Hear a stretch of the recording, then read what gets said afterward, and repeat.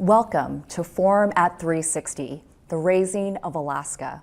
On this forum, we're going to explore how we as a state and society do when it comes to raising our children. Do we support our parents enough? Could we do better?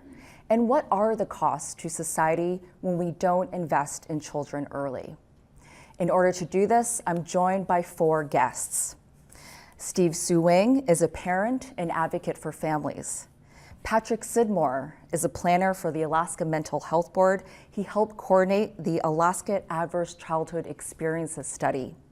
Joy Lyon is the executive director of the Association for the Education of Young Children in Southeast. And Jim Calvin is the senior economic analyst at the research and consulting firm McDowell Group. Thank you all for joining us today. Thank you. For those of us here in the studio audience, we have a microphone set up. If at any time during the discussion you have a question, please go to the microphone and join the discussion. Let's start off with this question. Does Alaska do a good job of raising our children? Joy, do you want to start with that? Well, I think the good news is that parents are more aware than ever before of the importance of those first years, whether you're in a village or a town or one of our larger communities. You can't turn on the radio or listen to the news or read a magazine without seeing that brain development is so crucial in those first few years. So 700 synapses a second are firing off in those little brains. And so parents are aware of that. They want to do their best. And yet we rank 33 out of 50 states for child well-being, according to Alaska Kids Count. So we also are just, it's terrible to think that we have some of the highest child abuse and neglect rates, the highest prenatal exposure to alcohol. Some of these outcomes are, you can't believe it in our state that we have, other states think that Alaska is some of the most higher economic, wealth that we have in our resources. And so that's very troubling that families today are feeling really stretched between, you come home with this little baby and you think, whoa, that's, they're sending me home with this baby? I just remember having that feeling as a parent myself and thinking, how could they think I'd be qualified for that? And you get home and you're just adjusting and I thought I would read about, how to take care of my child after the child was born. But no, you don't have time.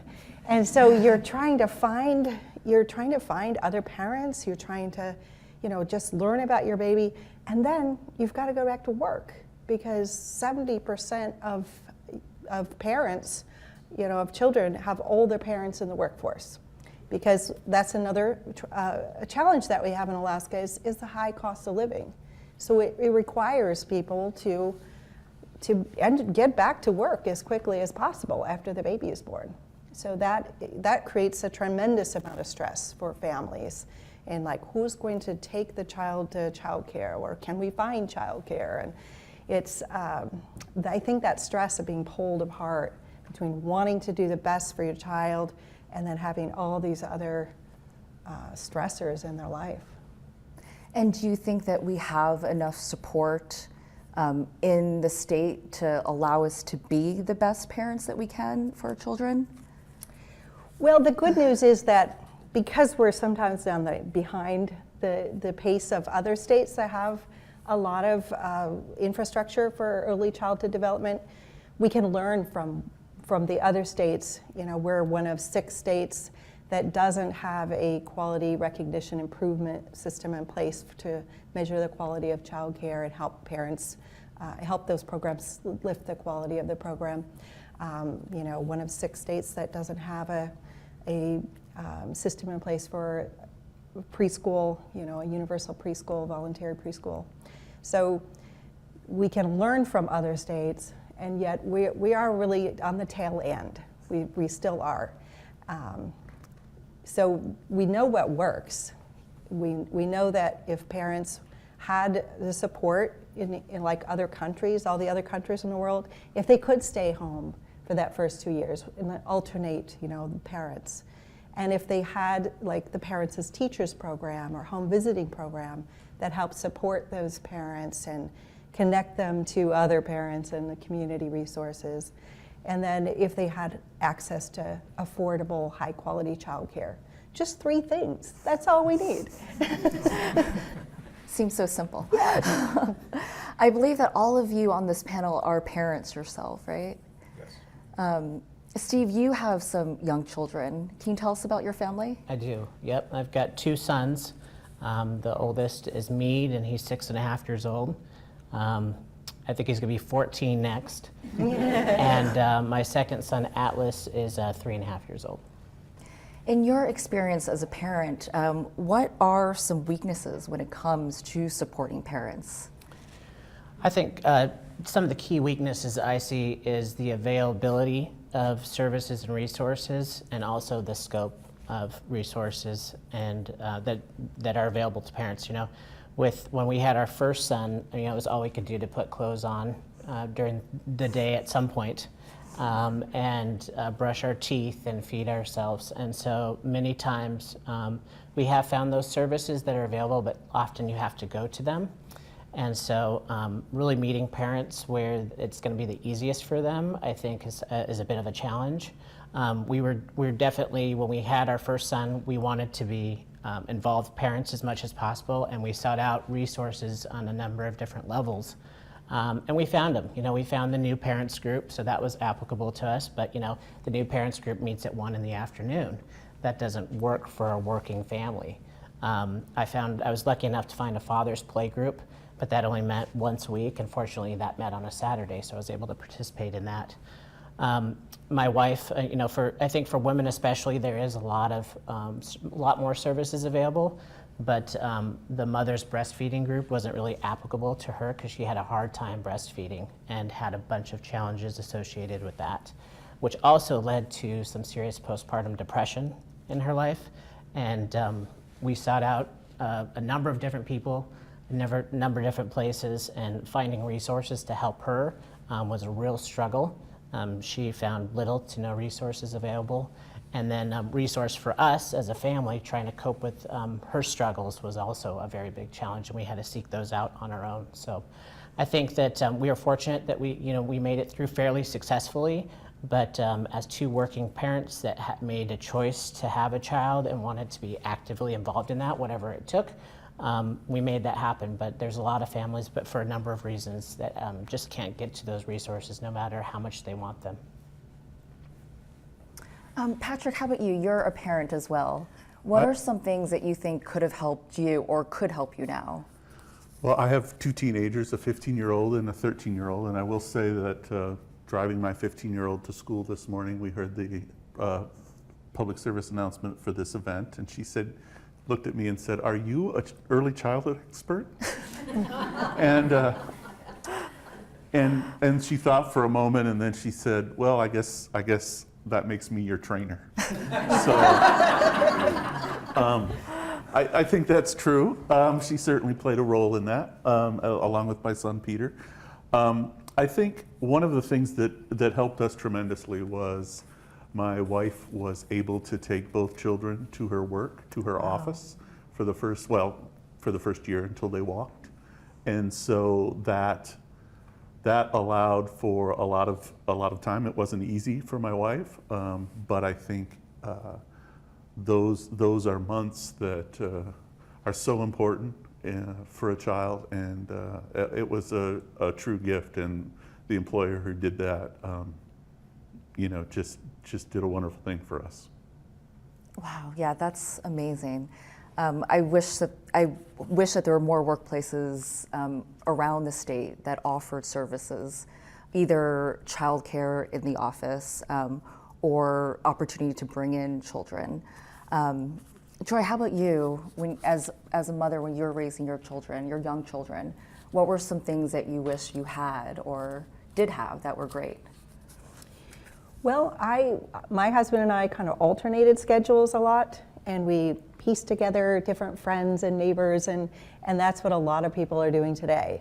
But that was very stressful because it was always, I spent so many hours on the phone or arranging things, and that I really wish that I had you know, an affordable licensed childcare program that would be steady and stable, and that I would have been able to just kind of go to work and not be stressing about each day. What will it be today? Does someone have jury duty? Oh, that of all the people in my life, or is someone ill? And that's what I think parents are really struggling with, putting together just such an elaborate system of just that changes every day. And so, you know, AEYC works with Thread, a statewide partner, to provide, you know, referrals for families looking for childcare. So over 7,000 families a year are helped by Thread services, and that's what we're hearing. Parents they call and there's what do I do? I have to go to work tomorrow, and you know, I can't afford to stay home. That's the real issue. So. Speaking about the stress of parenting, let's go to a clip from the upcoming documentary series, The Raising of America, which highlights some of these parenting struggles that you're talking about. David, you know, tomorrow's a really hectic day. I have a training. I have to be there at 9 o'clock. 70% of our children are growing up in families headed by working parents. I bring work home with me, and it's not required. It's just what I do so that I don't feel as overwhelmed. Things just barely work out. Like feeling security. I don't really know what that feels like, to feel like, all right, we're good. That way, no, you silly girl. I wake up in the morning and I'm on. It's like, where's my other child? And then I go to work and I'm on. You have a good day, you little one. And then I come home and then I'm on until the kids go to sleep. There's 4 different places that everyone needs to be in. It's too much. I can't do it. So I'm sure every parent can relate to these sentiments. Research has shown that the stressors that parents feel rub off on children and can affect how the child develops. Adverse Childhood Experiences Study, also known as ACEs, shines some light on this topic. Pat, you've helped coordinate the ACEs study in Alaska. Can you briefly explain what that is? Sure. The original ACE study started about 20 years ago, and it was done in San Diego by Kaiser Permanente and the CDC. And they asked about 17,000 members of the Kaiser Permanente health plan, mostly middle class, predominantly white educated folks, about adverse childhood experiences.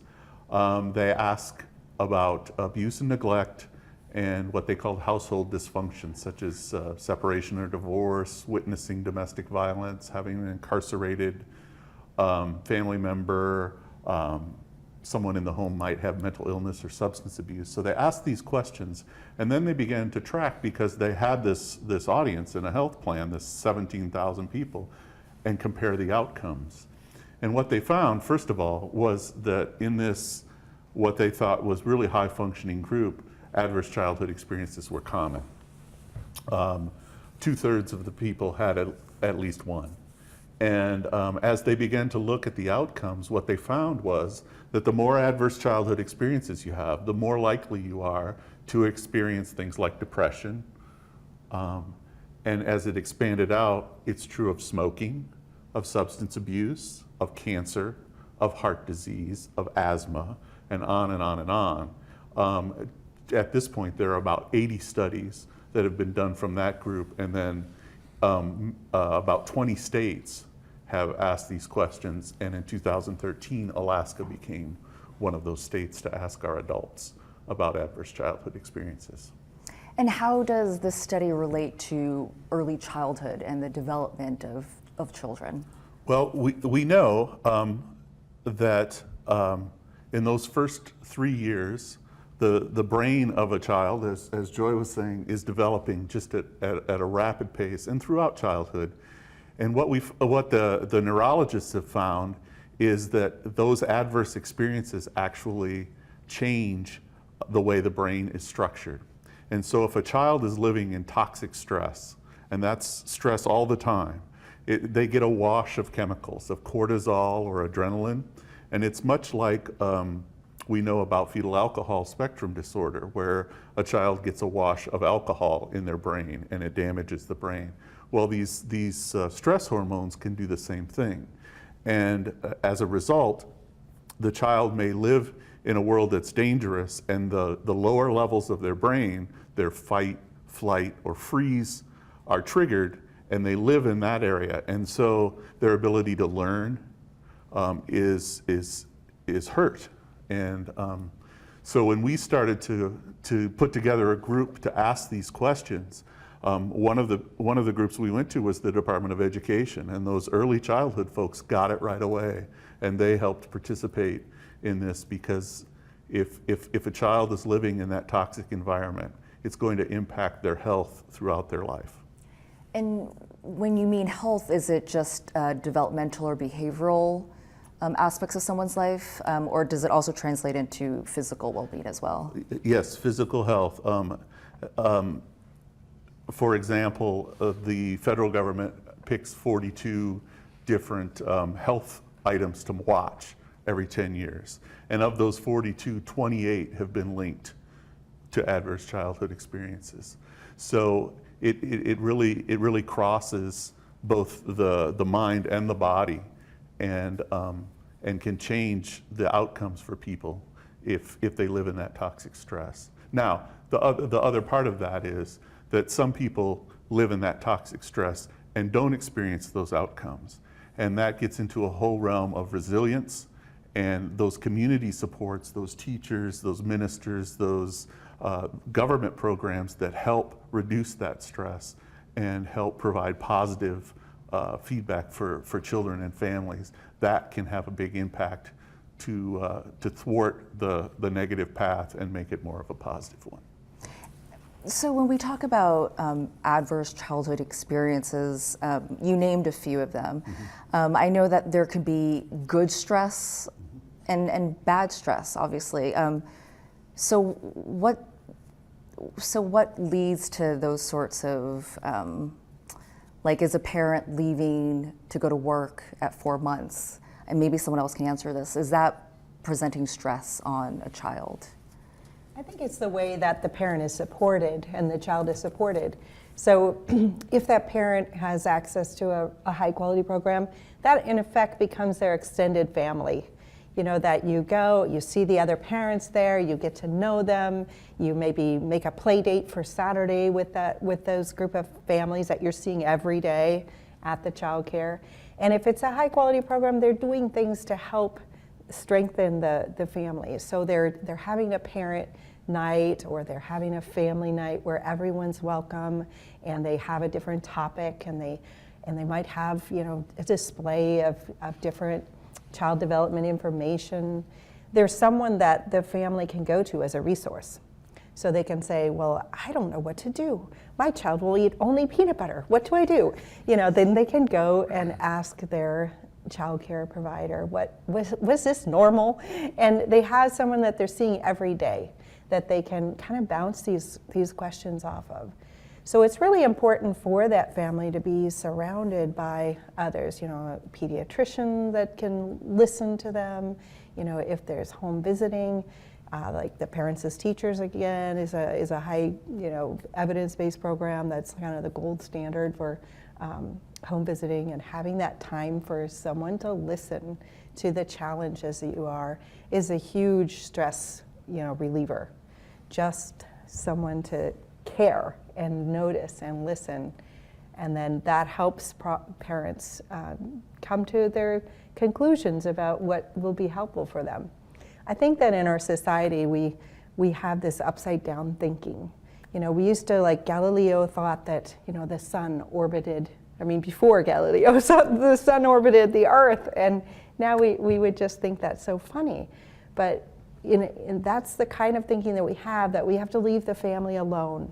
Somehow, if we're at all, you know, near them, that's interfering between the parent and child, when actually everything we do supports their relationship. So having home visitors or great access to health care and their pediatricians and high quality childcare. All those things can just wrap that family in the safety net that's going to help them thrive. Pat, as you were doing the ACEs study, did you think about your own parenting? So I did, and I think, so when I think back, you can think generationally. For example, my biological grandmother spent time in a federal penitentiary. And my mother was adopted. So we have a system where she was born into a really toxic home.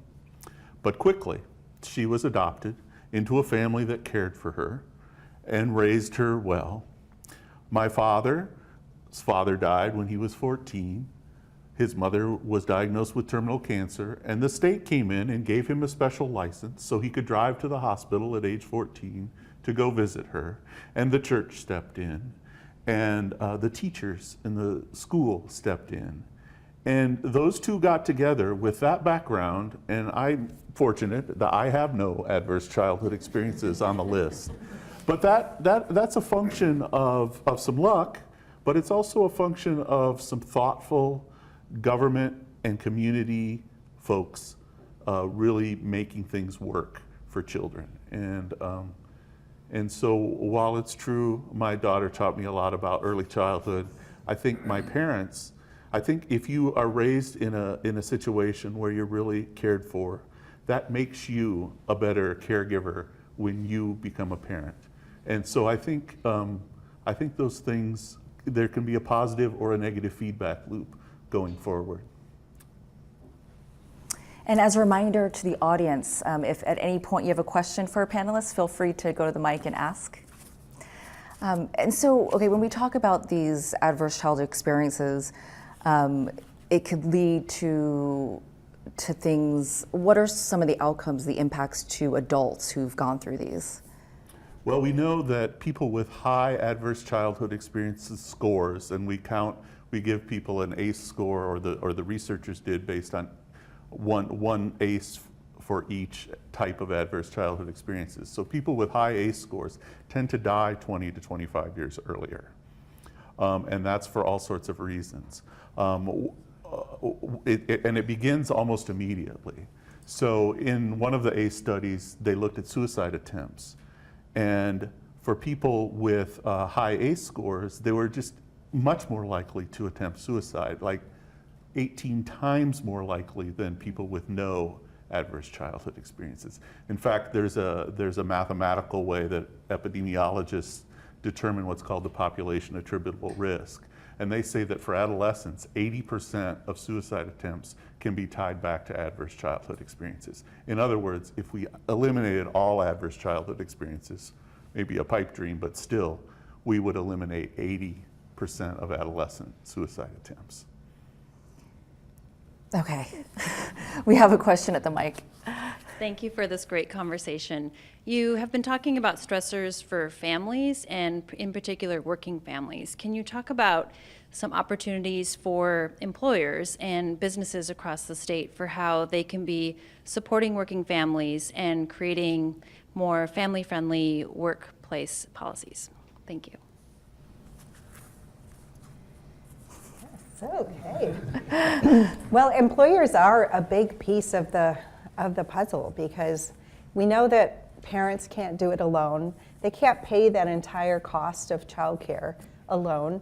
And we know that employers need high quality staff. They need to be, have a great pool of applicants to choose from. And 10% of the workforce depends on childcare in Alaska to be able to work. And so employers have a vested interest in making sure that they have a high, not only for today, having that high quality workforce, be able to get to work and be able to focus on their job, but they also are investing in the next workforce. And just 20 years from now, they're going to have these young children applying for these jobs. And I think in our business community, they tend to think a little longer range. You have a business plan that's looking out that far. So, for employers, they can do everything from having a flexible workplace where Maybe it's, you know, if your child has an ear infection, I'm not going to yell at you. I'm going to be supportive. When an employer is supportive, that's another person that's supporting that family. And all the way to having an on-site childcare program. And, you know, some of our larger businesses in Alaska, Credit Union One, Providence Hospital, and BP and Conoco, you know, have on-site childcare, which they know leads to higher recruitment for people interested and for keeping their employees, you know, not only there at the work, but focused on work. So the retention, recruitment, and the loyalty that they're able to gain, you know, the cost of turnover is really high. So by, you know, keeping a solid workforce in place, those businesses are really seeing returns on that investment. I've got something to say in regards to that. I think Joy is presenting the best case scenario, and I don't think anyone that's watching this or anyone on this panel wouldn't like to see the best case scenario. My family was very fortunate that my partner worked in an organization that was very flexible with her work schedule and allowed her to bring the boys to her work throughout the first couple of years of their life. But I think as parents, and especially younger parents, with the retiring workforce and the number of limited talent that's now kind of in the driver's seat, so to speak, in advocating for themselves, I think that parents with young kids can really, especially dads, can really start advocating for themselves at the interview phase. My last 3 employers within the interview, going back 3 employers ago, they asked me, what's your number 1 greatest accomplishment? And I said, being a dad. That was number 1. And that immediately set the tone for that supervisor that was going to be one of my priorities as I looked at whether or not I could come to work, whether or not I was going to stay home with a sick child or not. That just set the tone from the front end that if they took me on as an employee, that was going to be part of my makeup. Like I said, the last 3 supervisors, that's come up somewhere in the interview, or it's the process of me taking that job or negotiating for that job, is I make it known. What I really like to do is I like to break down the walls, so I try to figure out whether or not they have kids. Sometimes it's fairly easy because there's pictures on the wall and I'll make some kind of comment about, and that will segue into a conversation that says, oh yeah, I've got kids too, they're a little bit younger, you know, the schedule's a little bit more demanding, but you've got to set that tone earlier. We can't expect our employers and our businesses to advocate that unless it comes from the inside and the employers are really demanding that's going to be a priority for them. And you start setting that priority and it sets precedence that, hey, this is something that's valuable to these employees. I want to keep this employee. So I hope that will eventually lead to the next steps that Joy's talking about, where the employers say, hey, I'm losing employees, I can't keep them, why can't I keep them? And they look at that being one of the factors that they have to either subsidize or provide some type of childcare or assistance for families. So what was the takeaway when you went into the interview and did that? Did anything come about in terms of?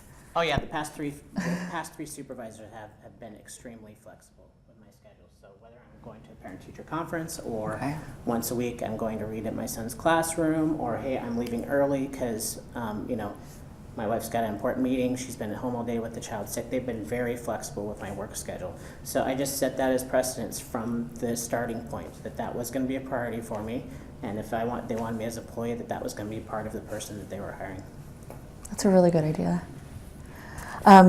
Jim, you've been involved in a study. It's the economic impacts of early care and learning services in the state. Can you tell us a little bit about this study? Sure. We actually did a comprehensive study of the statewide economic impacts of early learning and childcare in 2006. We're just in the process now of doing a major update of that study, and it really focused on three aspects of the economics of early learning and childcare. One was the fact that it's an industry unto itself. At that time, there were over 7,000 Alaskans earning a living of some kind by providing early learning childcare. They earned well over $100 million in wages, so it's an important industry in that respect. But that's not the most important.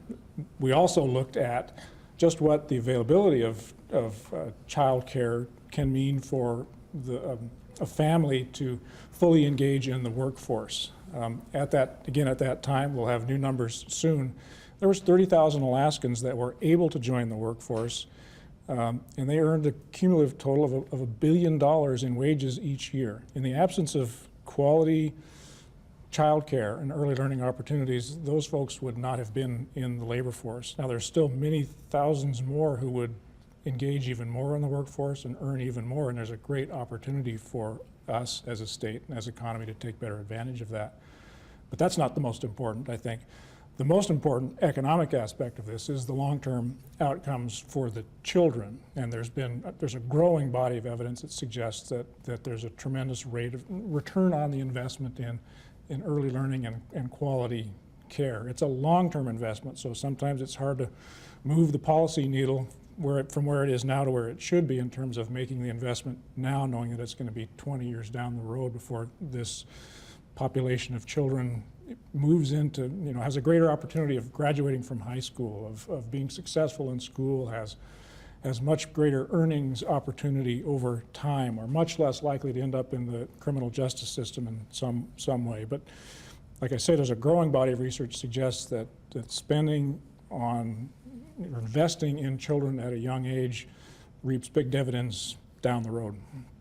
So isn't it James Heckman that said that you can expect a 7 to 10% a year return on investment for early childhood, which is better than the stock market most years, That's right. We don't have research that's Alaska specific that helps us understand what, if we as a state invest now, what will our return on investment be? But more and more across the country, across the world, there's more and more research that says that there is a great return on investment, whether it's 2 to 1 or 7 to 1. It's clearly good for society, and I think it's intuitive for people to understand that individually and families have better outcomes. Kids that have exposure to this quality care and early education are less likely to be held back in school. They're less likely to take up smoking as young adults, and so there are educational costs that are foregone. There are healthcare costs that are avoided as a result of these early exposure to these kinds of programs. So big economic benefits associated with this.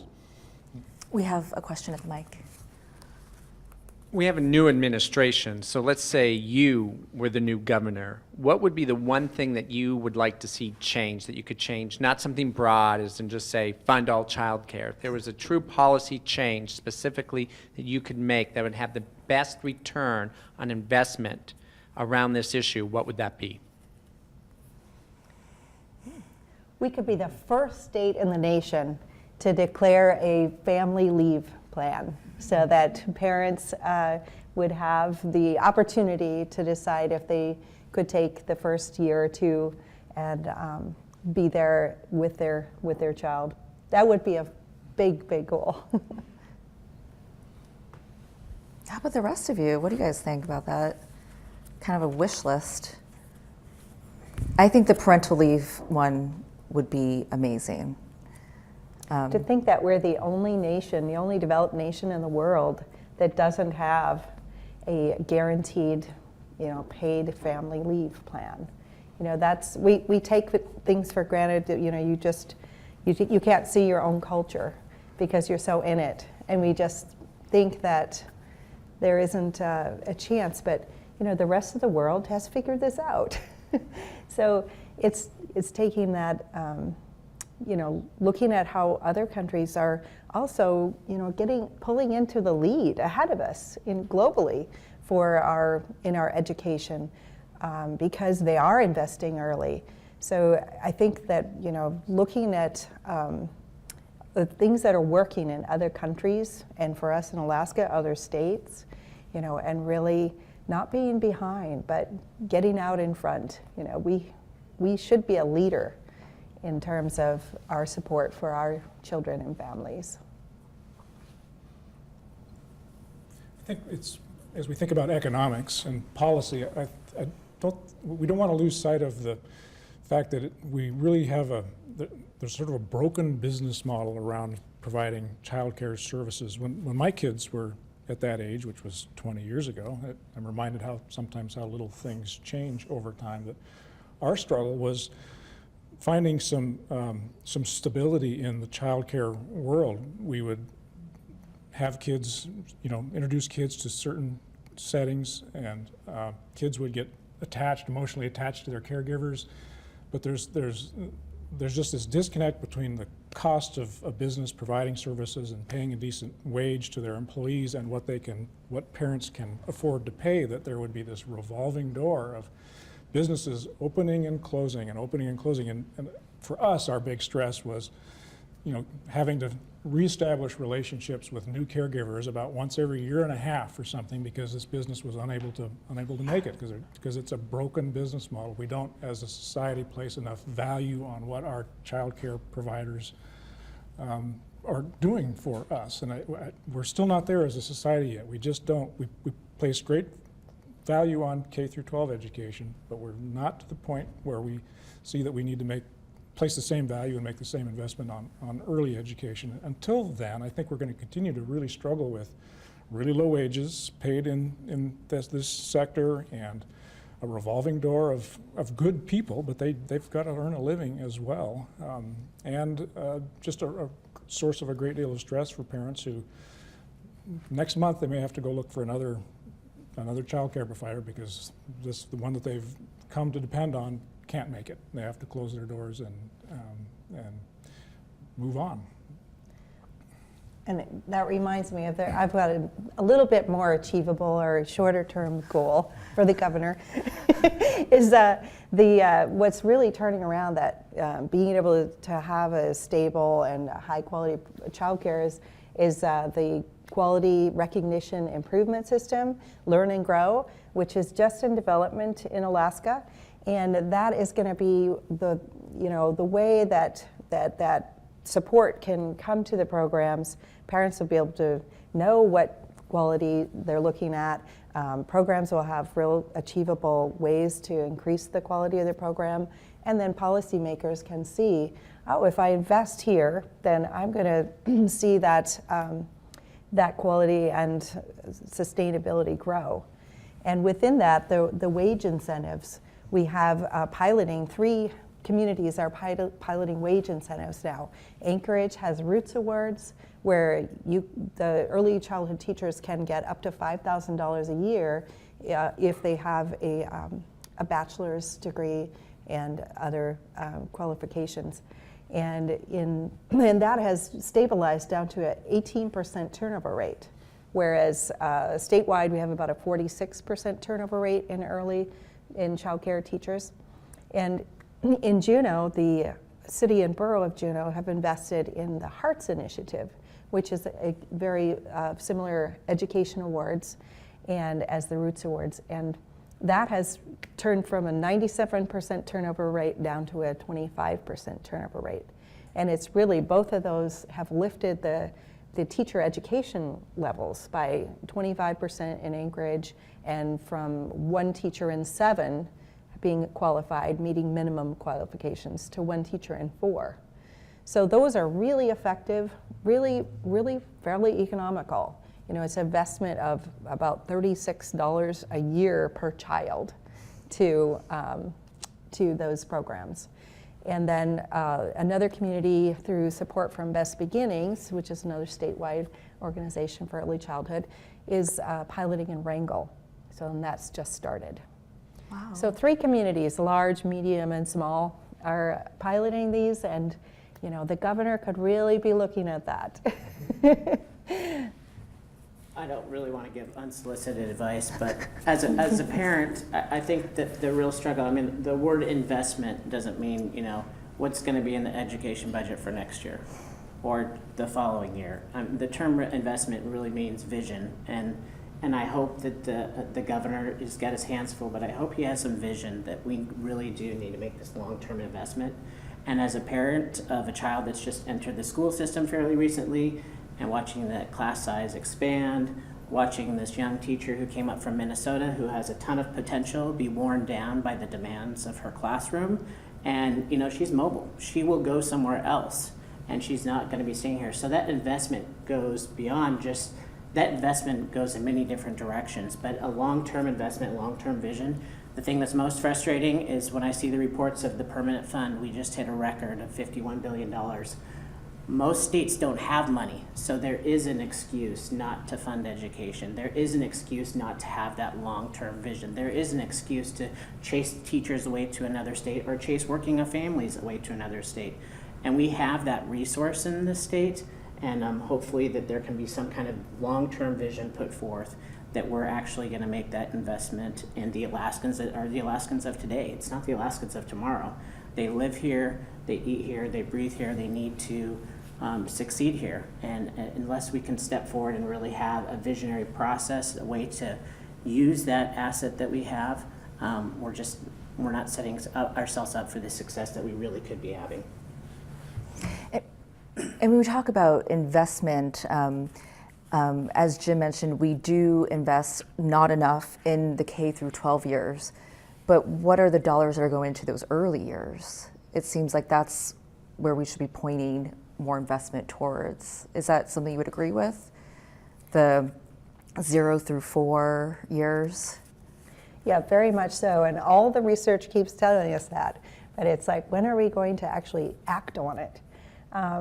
Because every dollar you invest, saves 7 down the line.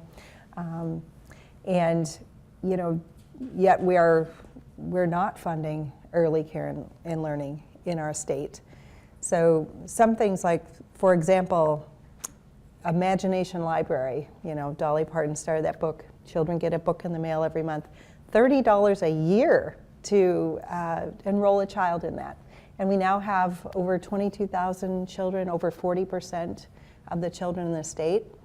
But what a good deal, to increase kindergarten readiness.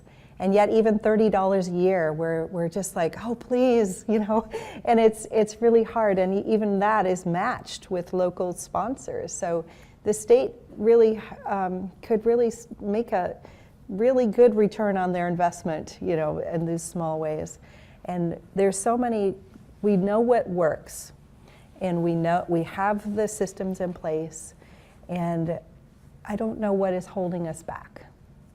Because we know that it's going to save us money in the long term. We know it's about health, it's about education, and it's about the economy. And all 3 of those things are benefiting when we invest in young children. So there's such huge gains out there for us, just waiting, just waiting. And yet children don't wait. They're growing up, and we're missing that opportunity. So each generation that goes by, more we're going to have to pay, and then we're going to say, oh no, we have to build another prison, so we can't afford to invest in young children. And somehow we have to turn that around. And we have to realize that, the other kind of upside down thinking that we have is that children aren't ready to learn until they go to kindergarten. And that is just like so opposite of what reality is. That children are learning at the fastest pace they're ever going to learn those first 5 years. And that if they haven't got a solid foundation by the time they get to kindergarten, it's going to be really hard for them to catch up. And what happens is the trajectory just keeps, the gap keeps gaining. And so when children have come, in at an even playing field, then they are able to really, have higher graduation rates and 3rd grade reading scores and all. But it really starts the first 1,000 days of life. So those are the really, really important ones, and those are the most neglected right now. We have a question at the mic. Considering everything that's been said so far in this forum, what would you say today to the University of Alaska Anchorage, which is kicking its child development center, the Tenina Child Development Center, which has been there for decades? It's kicking them off its campus in May. 60 children and their caregivers that are the children of staff and students. Jim, you should take that.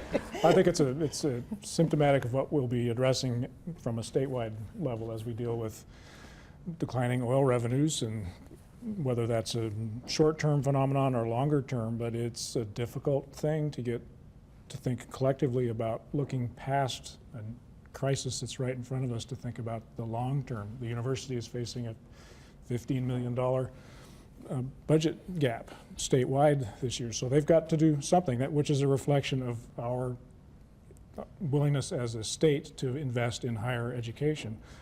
It sounds like we may be facing cuts to K through 12 education, or certainly not getting some of the increases in funding that we had anticipated for this next year. Again, so that's a statement that we're not willing to invest, even in tough times, especially in tough times in education. So that's kind of where the rubber hits the road, I think, is in the shutting down of a child care facility on a campus. It's it starts with a message from the very top, from our policymakers, and trickles down to where someone has to make a decision because I don't have any money to operate this program anymore.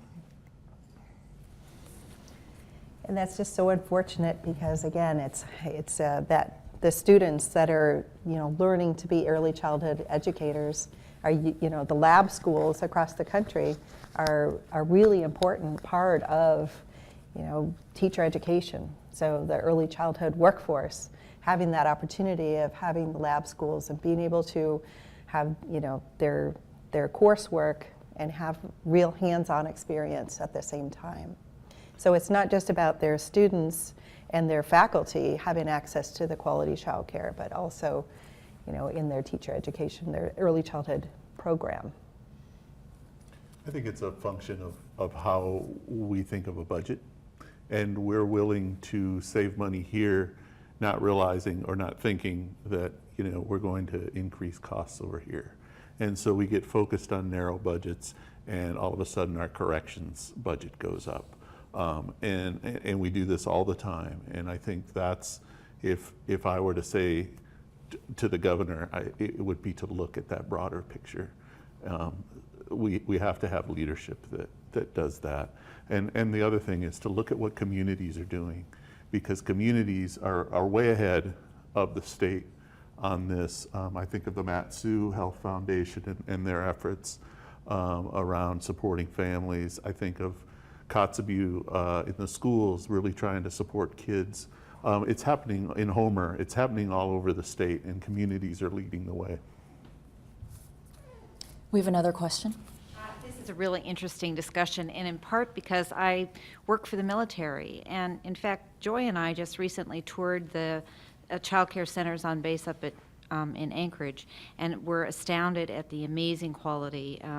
They have 900 children in child care on the base in Anchorage. And I have to say, if there were going to be cuts to the military, and there are being cuts to the military, has anybody proposed that they cut the quality of child care to the military families? No. I mean, if that were even considered, it would be just anathema.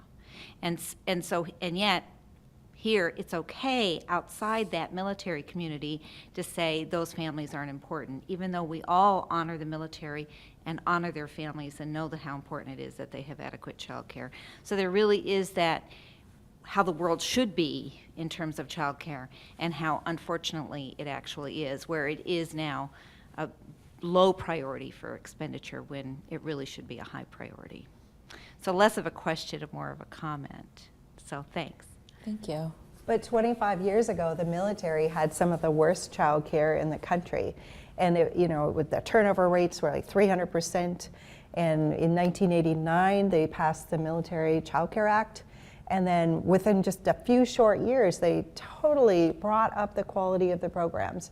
And they realized that it really was, having a ready military depended on being ready for the families and supporting those families. And so they were able to invest, and they even have a plan they've shared with everyone. So you can find it online. They've made the recommendations for how the civilian world could follow their lead. And in terms of having it be really affordable to the families, it was the military base in Anchorage was between $300 and $600 per family, depending for their contribution. And the total cost of care was about $1,200 a month. So the family wasn't paying the whole thing by themselves. They were supporting it and having some investment themselves. So, but the quality, the teacher education, all of their teaching staff are earning higher wages. So things like the quality recognition improvement system and the wage incentives, those are the type of things they really started with, was getting their teacher education up, because that's the leading indicator of quality, is the teachers' qualifications and quality. Quality childcare is something, would you say that we have enough of quality childcare in the state? I think we all know that the answer is no. And we touched upon this a little bit, but talking about, when parents have children and then they have to go back to work, and letting go of that child to childcare, and letting it go to an unstable structure, where we're talking about people who are getting some of the lowest paid workers in our job force, we're leaving our most prized, I don't want to say possession, but yes, our most prized joys to people who are getting. Jim, do you know figures of what childcare workers are earning? Well, they're at the bottom of the ladder. Again, the last time we looked at the detailed data was several years ago, but we're paying childcare providers the same wages that we're paying folks that work in the hotel sector, for example, and other low-wage occupations. So you're right, we're turning over our most prized assets in our young children into people who are not willing to, or structurally we're unable to pay more than $11 an hour, or if that in some instances. And many of those jobs are certainly, they're unbenefited jobs. Some of them are just a few hours a week. So even if even if the job were available full time, it's just, we're not providing a living wage, certainly for people that would like to be in a profession that is early learning and early care. It's just not within the realm of the possible for certainly most of the private sector providers in the state. When we talk about investing in children, we would all like to say that a family can invest in the children they have. But I think what we're talking about more is society investing in children. And there are costs to a society that doesn't, aren't there? What are some of the costs to a society that does not invest in their children early? Well, we're seeing that with the statistics, as our country is steadily dropping behind the rest of the world in educational achievement, whether it's high school graduation rates or college graduation rates or performance on standardized test scores. We are steadily losing ground to the rest of the developed world. That should be a pretty big red flag that we're not doing something quite right as a society. And all the other countries in the world are investing more in their early childhood. And that is really, for kindergarten readiness, high school graduation rates, the single best thing you can do to improve those educational outcomes is investing in early learning. Pat, did you have something to add to that? No, thanks. Oh, okay. And I know that so many times we blame the parent when something goes wrong. But it seems like we need to change the conversation, not because, as it seems like society is not supporting parents enough. How are ways that we can change that conversation to not blame the parent anymore? Well, viewing the lens from adverse childhood experiences, since 2/3 of our folks are adults, say they've had those experiences. And when you come around to blame, in behavioral health, we're making a shift, and we're saying, instead of what's wrong with you, what happened to you? And I think that's a key thing that we have to do, is that we have to try to support people rather than blame. And it's unfortunately politically very easy to blame people.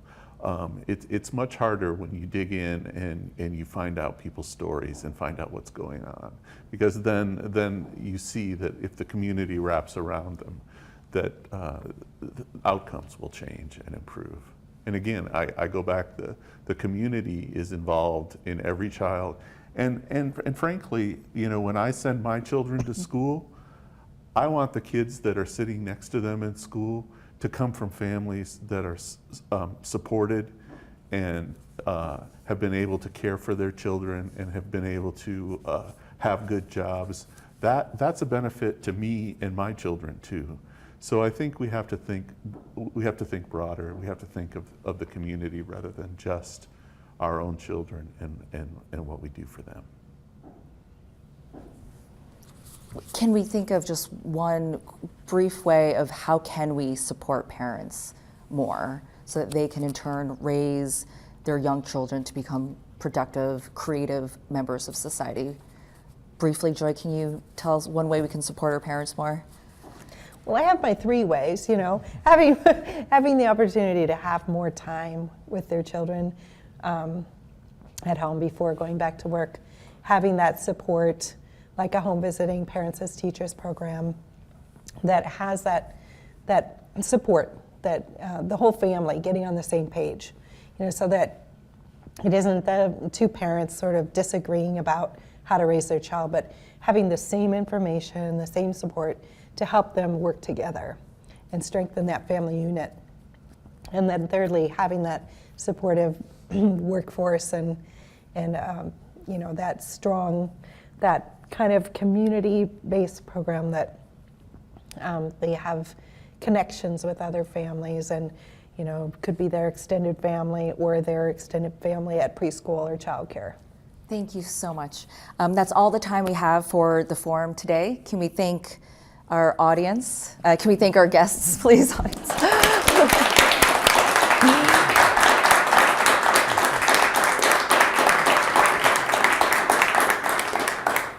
And thank you for joining us on Forum at 360, The Raising of Alaska.